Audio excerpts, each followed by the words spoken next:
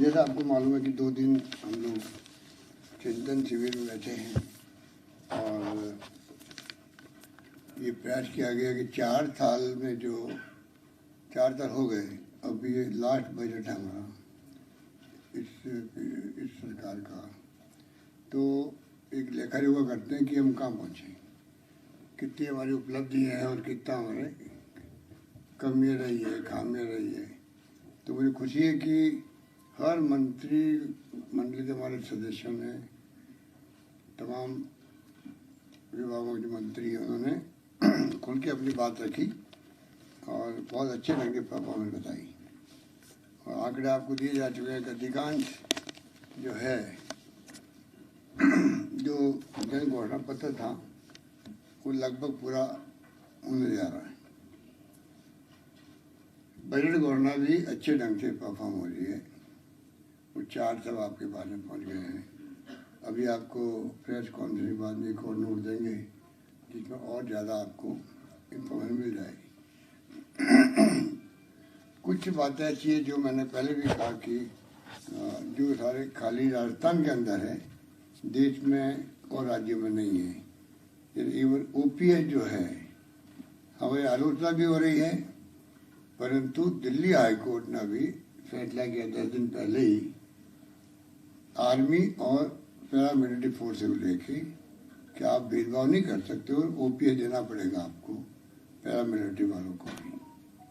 उसी ढंग से पहले ह्यूमन राइट कमीशन कह चुका है, CNAG कह चुका है कि अभी तक तो 15 साल से अधिक हो गया है, ना तो कोई कायदे नियम बने, ना कोई पता नहीं भविष्य में क्या होगा, वो भी आलोचना ही है। और जुडिशियल कमीशन भी कह चुका है हम लागू नहीं करेंगे, और लागू है ही नहीं। हाईकोर्ट जजेस ओपीएस ले रहे हैं, आर्मी ओपीएस ले रही है। तो ये जो भेदभाव है ये चलने वाला नहीं है, चलने वाला नहीं है। हमारा मानना है कि अगर 60-70 साल तक हम लोग ओपीएस को लेके प्रगति करते गए यहाँ तक पहुँचे हैं, जिनका दावा सब लोग कर रहे हैं, तो फिर उस वक्त भी ओपीएस ही लागू थी। तो आप एकदम इनसिक्योर कर दो हमारे ब्यूरोक्रेसी को या कर्मचारियों को, तो कैसे वो काम करेंगे कॉन्फिडेंस से? रिटायरमेंट के बाद में हमारा क्या होगा, रिटायरमेंट के बाद में हमारा क्या होगा? अगर ये चिंता रहेगी तो मेरा मानना करप्शन भी ज़्यादा होगा, और तो है ही दूसरी समस्याएं, मतलब काम भी नहीं कर पाएंगे। तो एक बहुत बड़ा फैसला ओपीएस का हुआ, राजस्थान सरकार ने लिया, और 4-5 राज्य, हिमाचल भी, पंजाब भी, छत्तीसगढ़, झारखंड भी कर चुके हैं। और मैं अपील करना चाहूँगा प्रधानमंत्री जी से, एक तो इसके बारे में, ओपीएस के बारे में, दूसरा सोशल सिक्योरिटी, ये अब देश में मुद्दा बनना चाहिए। और राष्ट्र की बहस होनी चाहिए। जिस प्रकार डॉक्टर मनमोहन सिंह जी ने और श्रीमती सोनिया गांधी जी ने अपने वक्त में, जो यूपी गवर्नमेंट वक्त में अधिकार आधारित युग की शुरुआत करी, पार्लियामेंट में कानून बना करके right to information, Mahatma Gandhi NREGA, RTE right to education, right to food security, 2 रुपये किलो गेहूँ, 3 रुपये किलो चावल, ये तमाम जो अधिकार दिए थे, उसी प्रकार से वक्त आ गया है कि पार्लियामेंट में कानून बने राइट टू सोशल सिक्योरिटी। जैसे विदेशों के अंदर हर परिवार को जो नीडी हैं उनको वीकली पैसा मिलता है, जीवन व्यापन करने की सिक्योरिटी वहाँ पर है। उसी ढंग से जीवन व्यापन कर सके हर परिवार, BPL, non BPL, Antyodaya, NFSA वाले, सबको मिला लीजिए आप। तो उसके अलावा भी हो सकता है EWS वाले भी हों। हर व्यक्ति को अधिकार है कि वो जिंदगी, जब तक वो उनका जीवन है तब तक सोशल सिक्योरिटी में उसको सरकार की तरफ से सहायता मिलेगी। और ये तभी संभव है तब, अभी जो पेंशन हम दे रहे हैं 1 करोड़ लोगों को दे रहे हैं राजस्थान में, और कहीं ज़्यादा कहीं कम। अब यूपी है, वहाँ हमसे डबल आबादी, ट्रिपल आबादी होगी। हम दे रहे 90 लाख 1 करोड़ के बीच में हैं, वो दे रहे हो 40-50 लाख लोगों को। तो ये आप समझ सकते हो कि राज्य पे डिपेंड कर रहा है क्या क्या शर्तें लगाते हो नहीं लगाते हो। इससे सबका भला नहीं होगा, वो तभी होगा तब सोशल सिक्योरिटी कानून बने पार्लियामेंट के अंदर। और इसके लिए हम लगातार, हमारी पार्टी कांग्रेस भी, जो राहुल गांधी जी जो निकल पड़े यात्रा में, उनका मुद्दा भी यही है कि देश में शांति सद्भाव भाईचारा रहे। तो वो तभी रहेगा तब आप सोशल सिक्योरिटी दोगे लोगों को। और इसीलिए वो महंगाई, बेरोजगारी, गरीब अमीर के बीच में जो खाई बढ़ती जा रही है वो तभी कम होगी। कम से कम आप जीवन यापन तो करवाओ हर व्यक्ति का। एक मजदूर भी जो होता है, जब सही साथ नहीं देता है तो बुढ़ापे के अंदर वो क्या करें, वो घबरा जाता है कि जिंदगी कैसे निकलेगी। कई बार घर वाले उसका ध्यान रखने की स्थिति में नहीं होते हैं, रख नहीं पाते हैं। आप जानते हो कि अलग अलग परिवेश होता है परिवारों का। तो ये बात दिमाग में रही और इसके लिए आज हमने कैबिनेट में हाथ खड़े करवा के भी प्रस्ताव पास किया है सर्वसम्मति से कि प्रस्ताव हम बना के भेज रहे हैं कि राजस्थान गवर्नमेंट मंत्रिमंडल मांग करती भारत सरकार से आप इस प्रकार से इसको लागू करें, एक्ट बना के पार्लियामेंट के अंदर। हमारा मकसद ये है।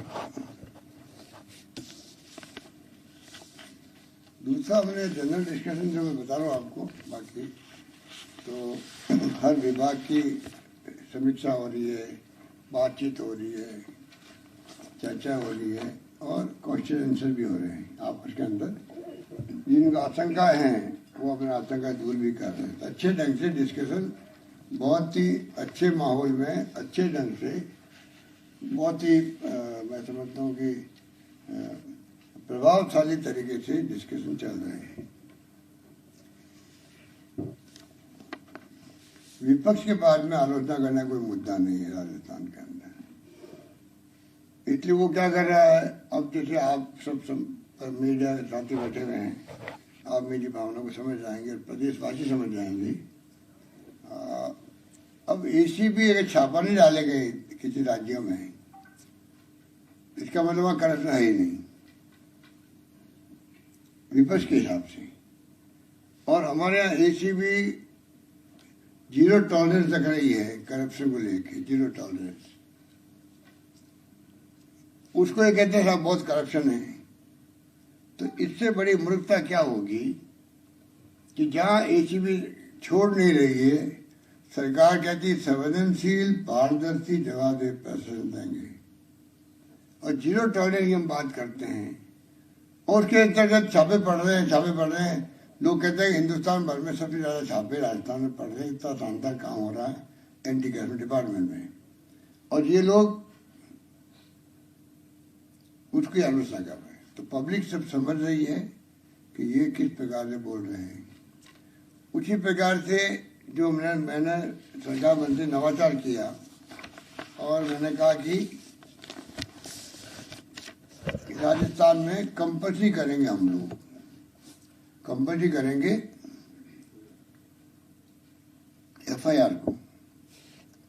दुर्भाग्य से मीडिया में हमारे साथी भी कई बार गहरे में जाते नहीं हैं।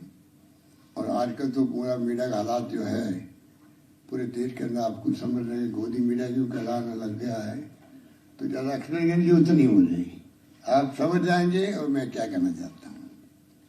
अगर हमने इतना बोर्ड स्टेप बढ़ाया, थानों की स्थिति आप भी समझते, हम भी समझते थे। थानों के अंदर मीडिया पर्सन तो फिर भी चले जाते हैं, भाई चलो तो अखबार वाले लोग हैं, संवाददाता, मान सम्मान मिल जाता है।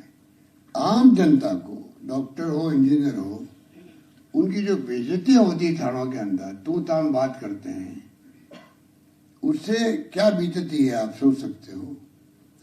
और किसी के घर में रेप भी हो गया, गरीब परिवार है बेचारा, वो जानता हुआ तू ता करेंगे, मुझे भगा देंगे, और जिसने रेप किए हैं उनके पैरे खा लेंगे, वो जाते नहीं बेचारा। और जिंदगी भर वो मन में टीस रखता है कि मेरी बेटी के साथ में जुल्म हुआ और समाज कुछ नहीं कर पा रहा है। हमने जो बोल्ड स्टेप उठाया, हर FIR कंपल्सरी रजिस्टर करना जरूरी है। अगर मीडिया में जो भावना होती है तो ये नेशनल इश्यू बनता है कि राजस्थान सरकार ने कंपल्सरी की FIR थाना के अंदर, नहीं होगी तो SP ऑफिस में कंपल्सरी करिए और थानेदार के खिलाफ एक्शन होगा, ये हमने कहा है। आप देखिए कहीं चर्चा हुई है कहीं, और उसके कारण से कितना बड़ा फायदा हुआ मैं आपको गिनाना चाहता हूँ। आप देखिए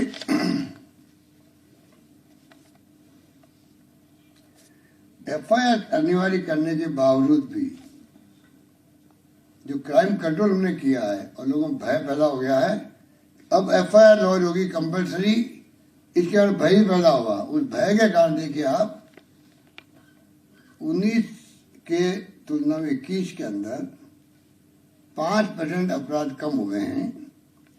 MP में, हरियाणा में, गुजरात, उत्तराखंड में, 17 राज्यों में और केंद्र शासित प्रदेशों में अपराध अधिक दर्ज हुए।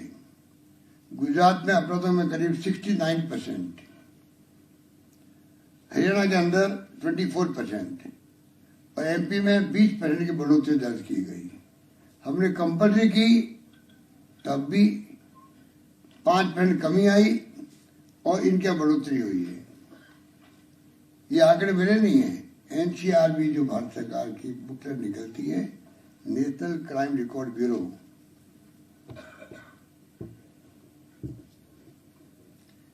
फिर आप आगे देखिए हत्याओं में, महिलाओं के विरुद्ध अत्याचार में, अपराध में और अपहरण में उत्तर प्रदेश देश में सबसे आगे है।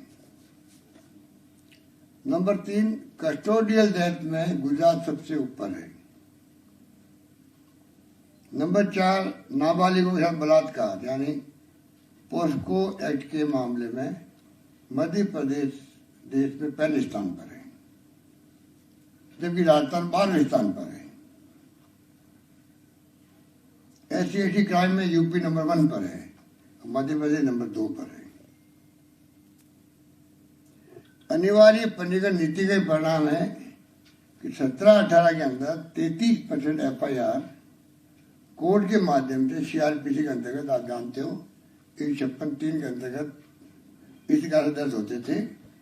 अब वो संख्या जो है हमारी नीति के कारण से, अनिवार्य पंजीकरण के कारण से कॉन्फिडेंस बढ़ा। अब खाली 33% के बजाय 13% रह गई है। कोर्ट से आदेश आना पुलिस के पास में है, वो 13% रह गई है।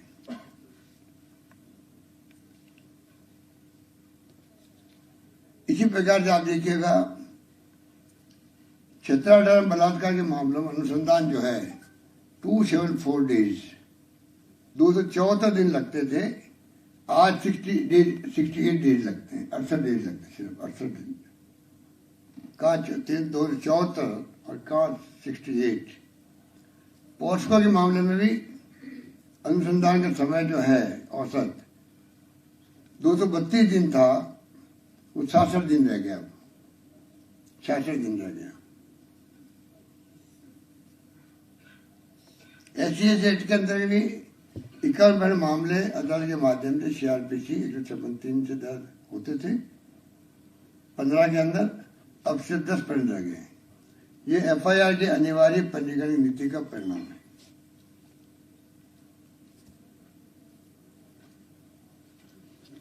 ये क्योंकि हमने कंपल्सरी कर दी, उसका कुछ लोगों ने फायदा उठाया और झूठी FIR दर्ज करने लगे, वो अलग बात है। उसके बावजूद हमारी नीति कायम रहेगी।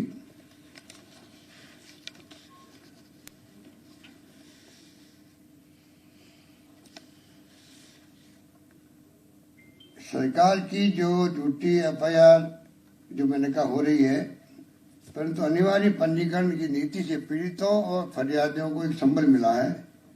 वो बिना किसी भय के थाने में अपनी शिकायत लेकर न्याय के लिए आगे आ रहे हैं। बलात्कार के प्रकरणों में राजस्थान में सजा का प्रतिशत जो है आप देखिएगा 48% है राजस्थान के अंदर, और राष्ट्रीय स्तर पे मात्र 28.6% है। मतलब आप देखिए राष्ट्रीय औसत से राजस्थान में 48% तक हम बलात्कार प्रकरणों के अंदर पनिशमेंट का जो प्रतिशत है, सजा हुई है, वो 48% लोगों को है। राष्ट्रीय एवरेज 28.6% है। और महिला अत्याचार के प्रकरणों में भी राजस्थान में सजा का प्रतिशत 45.2% है, जबकि राष्ट्रीय स्तर पर 26.2% ही है। महिला अत्याचार के प्रकरणों की पेंडिंग जो प्रतिशत है वो 9.6% है राजस्थान में, और जबकि राष्ट्रीय स्तर पर 21.7% है। ये एनसीआर की बुक में है। फिर भी हमारे मित्र लोग जो हैं, हमारे साथी विपक्ष के, आईपीसी के प्रकरणों में राजस्थान में पेंडिंग प्रतिशत करीब 10% है और राष्ट्रीय स्तर पर 35.1% है। अब आप बताइए मुझे, जानबूझ कर के राजस्थान में क्राइम बढ़ रहे हैं, रेप हो रहे। आप हालात देखिए पूरे देश के अंदर। मैंने आपको फिगर दी, मेरी फिगर नहीं है, ये फिगर एनसीआर की बुक के है। कहने का मतलब है विपक्ष में इतना साहस नहीं है कि कम से कम जो फिजिकली फैसले हुए हमारे, ये कोई फैसला एक थाने के लिए हुआ नहीं है, पूरे राजस्थान के लिए हुआ, कोई कंपल्सरी एफआईआर करेंगे, ये नीतिगत फैसला था। क्या एक शब्द भी हमारे किसी के मुंह से निकला विपक्षी नेताओं से तो ये कम से कम इन्होंने फैसला ठीक किया है? लागू होने की कमियां बता सकते थे, वो सुझाव दे सकते थे, पर कुछ नहीं उनको, क्योंकि वो इतने बुखला गए हैं कि 4 साल की हमारी उपलब्धि है शानदार, बेमिसाल। 4 साल की हमारी जो बजट घोषणा है बेमिसाल है। उनके तो मुंह पे ताला लग जाते हैं, उनको तो छिपके रहना पड़ता है असेंबली के बाहर, तो मीडिया से क्या बात करें, ऐसी स्थिति हमने बना दी इनकी। अब वो क्या कहे, तब वो ये बात कहेंगे, साहब देखिए ईसीबी खूब छापे पड़ रहे हैं क्योंकि करप्शन बहुत ज्यादा है, उल्टा भ्रमित करेंगे लोगों को। क्या कहेंगे कि ये क्राइम बहुत बढ़ गया है, जबकि इतना कंट्रोल क्राइम राष्ट्रीय स्तर पर भी कंट्रोल है। राज्यों को मैंने आपको सुनाया, राज्यों के कम तुलना बताई मैंने आपको। अब आई बात आपके, हमें चिंता है कि चुनाव आ रहे हैं, तो ये हर मौका ढूंढते हैं कि सांप्रदायिकता कैसे फैले राजस्थान में।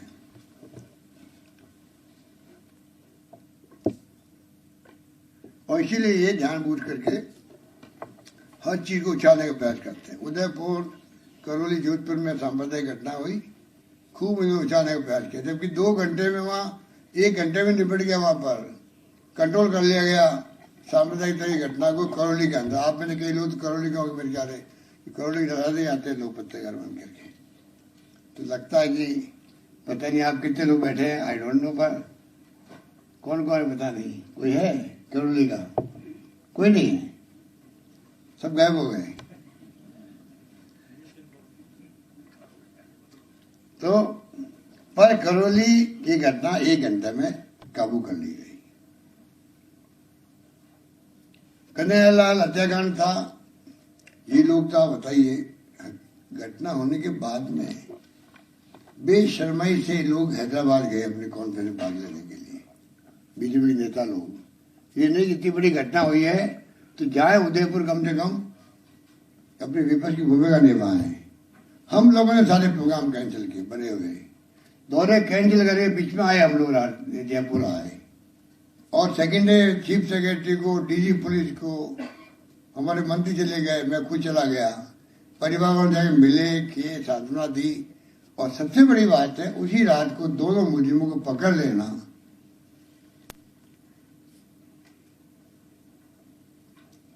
वरना वो आग लगा देते लोग अगर नहीं पकड़े जाते वहां पर। अभी ये राजू ठेठ की जो हत्या हुई है, वो खुद ही क्रिमिनल आदमी था, उसको ही बनाने लग गए लोग, तो वहां बीजेपी कांग्रेस करने लग गए और उनको पकड़ लिया रात भर में, 4 लोगों को।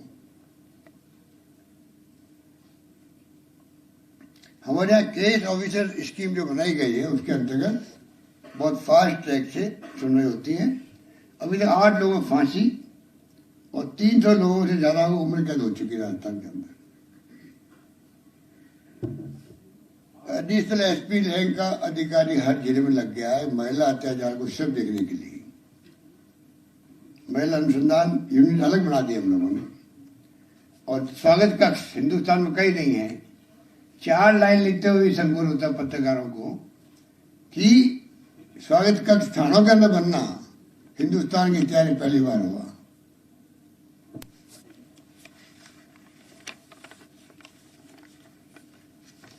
ये बार क्लब चलते रात को, सुबह 3-4 बजे चलते हैं, गली गली में खुल रहे हैं। वो तो बाद में देखेंगे हम कैसे रेगुलेट करें इनको। अभी हमने तय किया कम से कम रात को 11:30-12 बजे तब बंद करें। वो 12 बजे पहले अपनी दुकान समेट लें, ये कम से कम जाके आराम से घर पे लोग रह सके। और दारू की दुकानें जो है वो मैंने 8 बजे कह दिया है कि ऐसे जो जिम्मेवार होगा जहां दुकानें खुली मिल गई तो उसका असर पड़ा है राजस्थान के अंदर, बहुत बड़ा इम्पैक्ट पड़ा है राजस्थान के अंदर। हम चाहते हैं कि लोग सुख की नींद सोए, परिवार वाले, हर व्यक्ति की गांव में पत्नी है, बीवी बच्चे जो है शांति से रहें, ये हमारी सोच है। उसको हम लोग बढ़ावा देंगे। आपके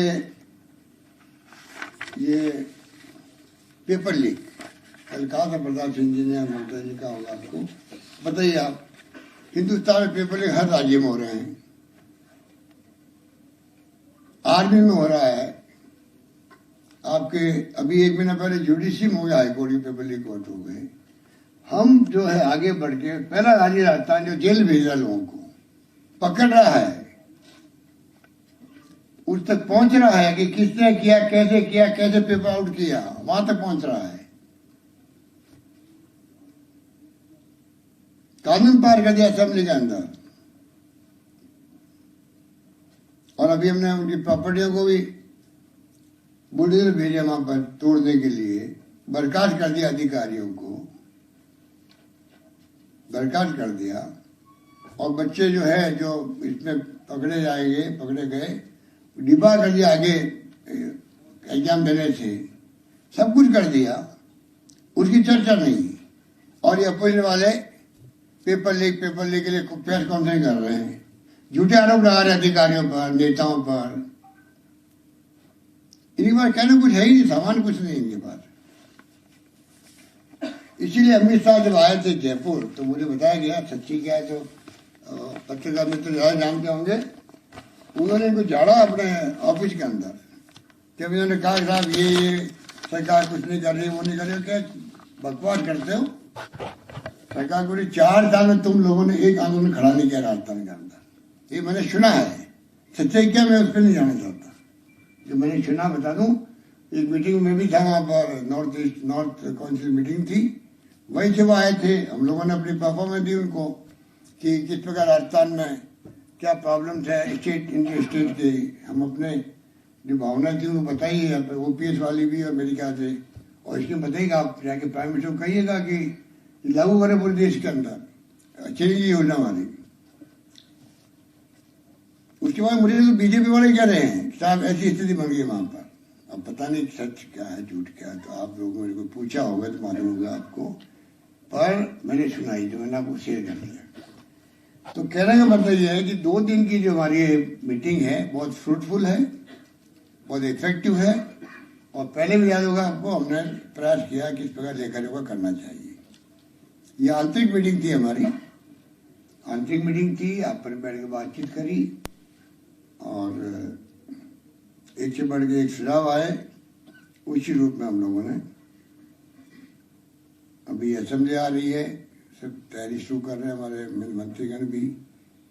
और असेंबली में आएगा बजट आएगा हमारा 8 तारीख को।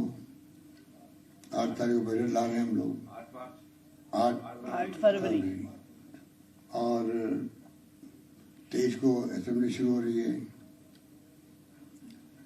बजट जो है वो इंक्रीज होगा। कोशिश करते हैं कि जैसे मैंने पिछली बार किसानों के लिए अलग बजट पेश किया था और 12 मिशन बनाए थे हमने अलग अलग कृषि क्षेत्र को लेके। तो मिशन मोड पे किसानों के लिए हमने प्रयास शुरू किए राजस्थान के अंदर। उसी ढंग से हम चाहेंगे कि अब जो बजट आए इस बार, किसानों का आएगा अलग से बजट, परंतु फोकस जो है इस बार यूथ को, स्टूडेंट को रखना चाहते, महिलाओं को, जो सुझाव आएंगे हम चाहेंगे उस पर समावेश करें।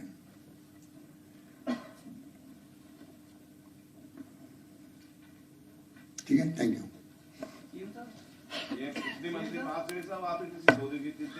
एक और बात कहना चाहूंगा, एक सेकंड, कि सबसे खुशी की बात यह है, कोरोना में हमने शानदार मैनेजमेंट किया।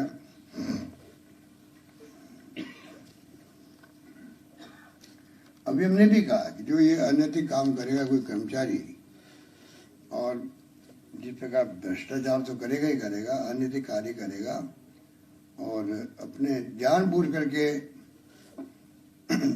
पब्लिक स्कीमों को लागू करने में कोताही करेगा।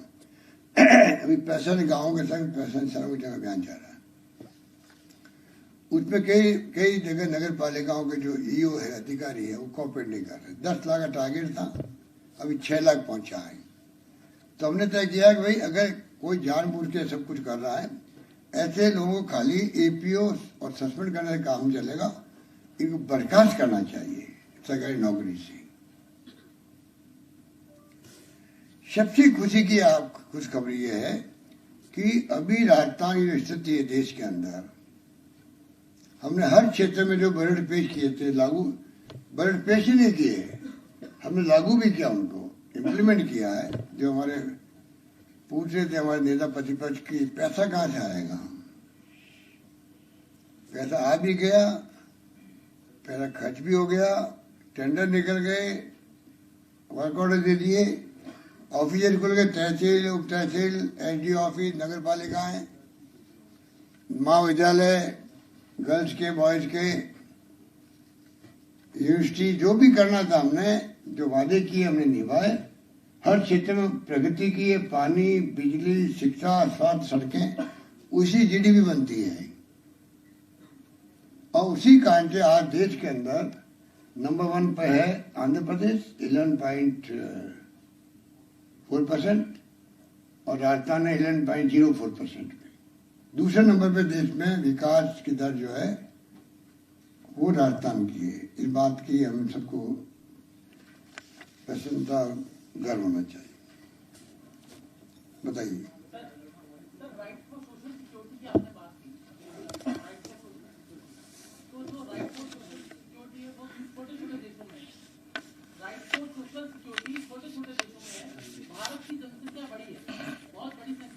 छोटे देशों में, अमेरिका में है। भारत की जनसंख्या बढ़ी है, तो आपको लगता है जनसंख्या नियंत्रण कानून आना चाहिए? क्योंकि बीजेपी के नेता भी लगातार डिमांड कर रहे हैं। क्या डिमांड कर रहे हैं? जनसंख्या नियंत्रण कानून की बात कर रहे हैं, क्योंकि उसके बिना संभव नहीं है सर। सोशल सिक्योरिटी की आप बात कर रहे हैं, आपने कैलकुलेशन की दिखती है। देखिए, अमेरिका में है, इंग्लैंड में है, सब जगह है, सब राज्यों में है। और सुनिए आप आगे, अगर आपने क्वेश्चन किए ही है तो जवाब देता हूँ आपको।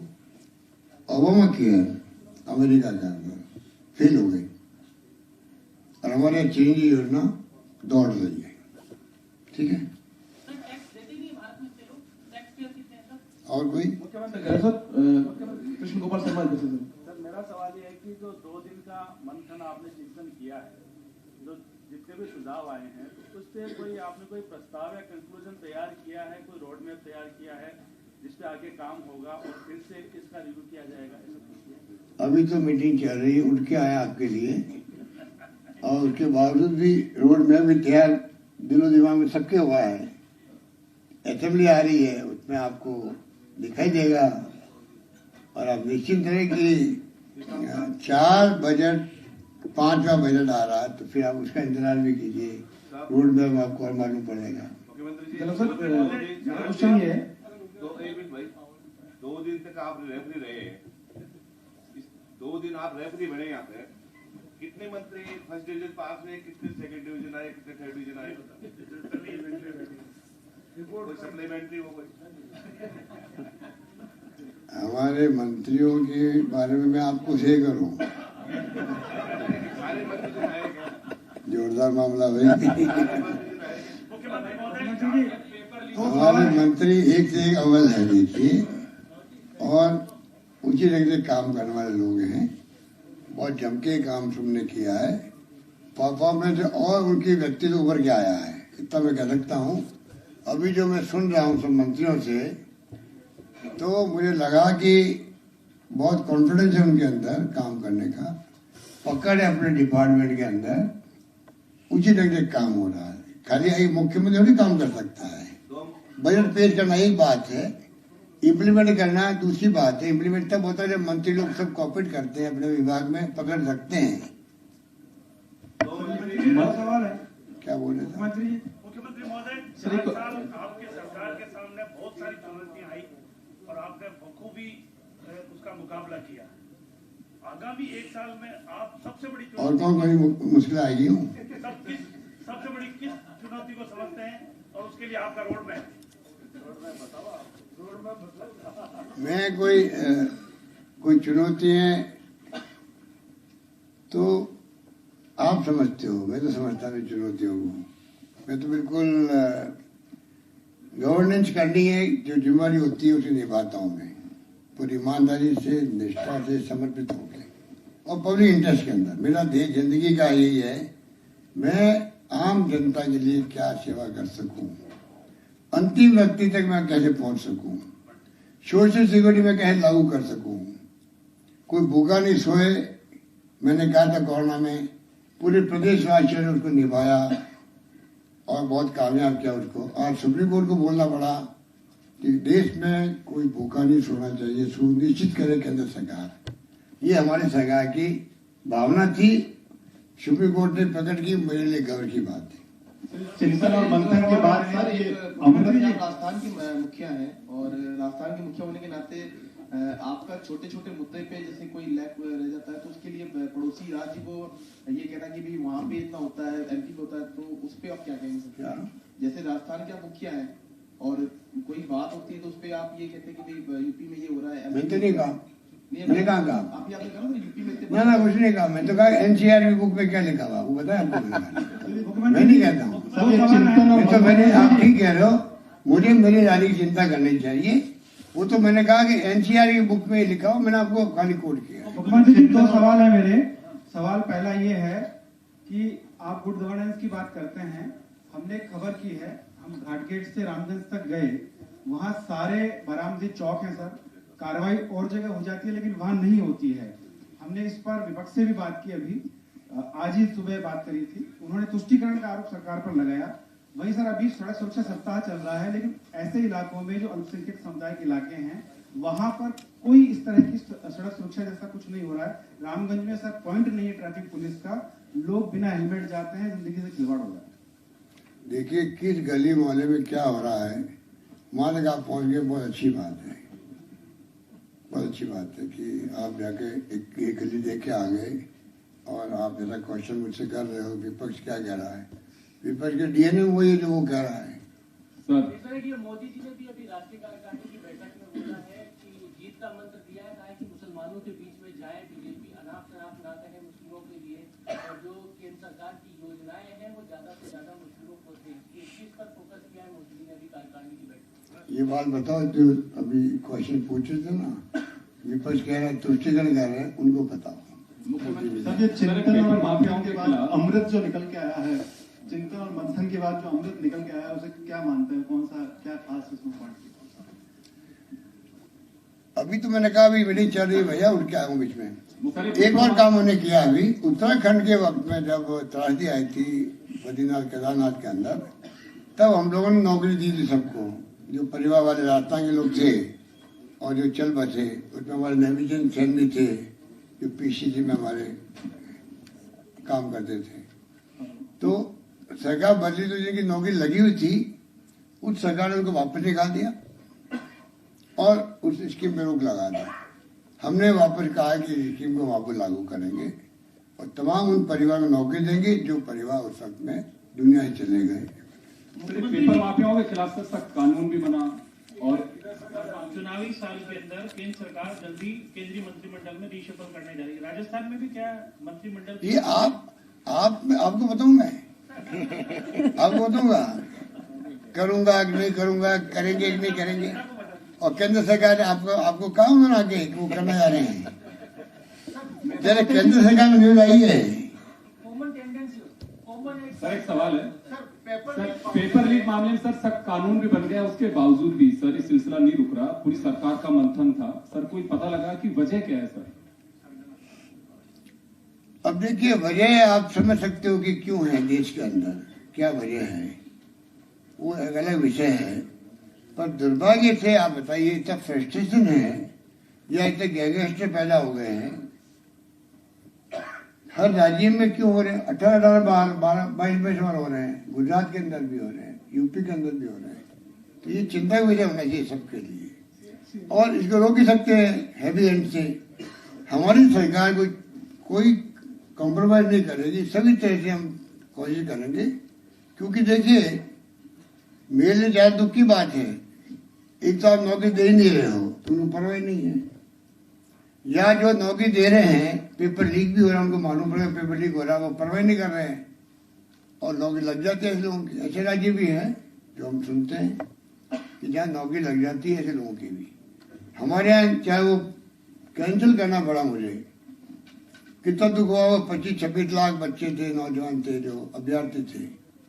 मैंने बड़े प्यार से उनके लिए, भाई दूर दूर उनका सेंटर आ गया है, फ्री ट्रांसपोर्टेशन किया, पिताजी बैठे हुए हैं, इन सबका आशीर्वाद है। मैंने कहा कि रोड के अलावा भी प्राइवेट बसों में किराया हम देंगे उनके लिए, ये व्यवस्था करो। तो बड़े खुश हो गए, किराया बहुत बड़ा शानदार निर्णय हो गया।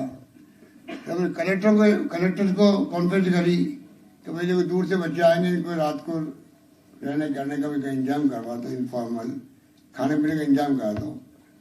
एक बच्ची आई आगरा से, वो कहने लगी मैं तो पहली बार देख रही हूँ कि मैं उतरी वहाँ पर धौलपुर में, मुझे एसडीओ साहब ले गए, बसें नहीं थे, गाड़ी के अंदर भेजा, एग्जाम से वापस लाया मुझे और वापस ट्रेन बढ़ाया। ऐसा आज तक कहीं हुआ नहीं। पर पेपर लीक हो गया, उसके अंदर सब पानी फिर गया। जो हमने व्यक्तिगत इंटरेस्ट लिया उस पर पानी फिर जाता है। ये तो चलता रहेगा, इसमें क्या। मुख्यमंत्री जी, ऑपोजिशन पार्टी तो यही चाह रही है सर।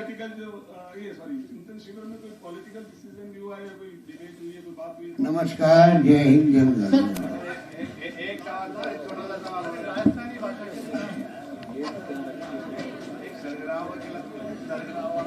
एक छोटा सा सवाल रहेगा, सरगना के खिलाफ कार्रवाई करने के लिए आप सरगनाओं के बारे में बोल रहे थे, आप सरगना